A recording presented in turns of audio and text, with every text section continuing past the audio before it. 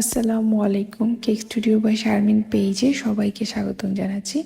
তো আজকে আমি আপনাদের সাথে একটা ভ্যানিলা 4 পাউন্ডের কেক ডেকোরেশন করব। আর এটা ডেকোরেশন করতে করতে আপনাদের সাথে একটা কথা শেয়ার করি। তো ওই দিন আমার একটা ভিডিওতে আমি বলেছিলাম যে আমি দোকানের চেয়েও কম রেটে কেক সেল করি।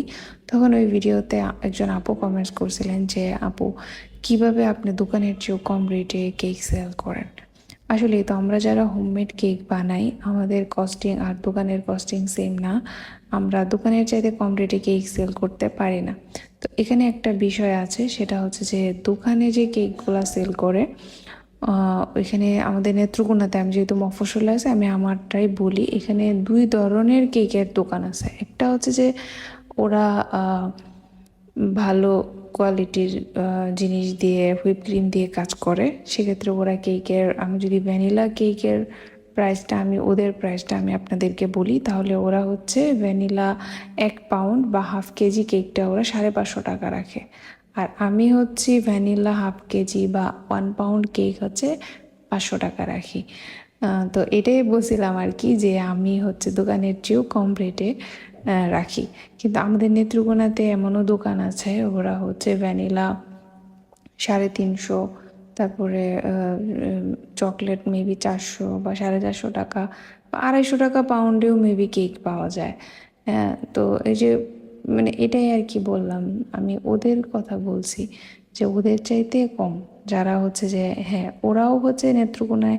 আমি প্রথম হুইপ ক্রিমের এবং কোয়ালিটিফুল কেক শুরু করি। তারপরে আমি শুরু করার আরও 1-1.5 মাস পরে 2টা দোকান চালু হয় আর কি নেত্রকোনাতে।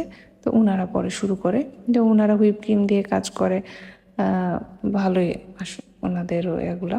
তা আমি ওনাদের কথাই বলছি যে ওনাদের চাইতেও কম রেটে আমি রাখি। আমার পার পাউন্ডে 50 টাকা কম পাচ্ছে কাস্টমাররা।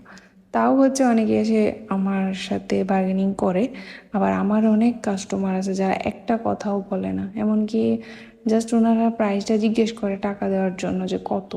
যত আমি বলবো ওইটার মধ্যে ওনারা কখনোই কথা বলে না। এবং যারা একবার আমার কেক নিয়ে টেস্ট করে, তারাও নেক্সট টাইম আর বার্গেনিং করে না যে এত না এত।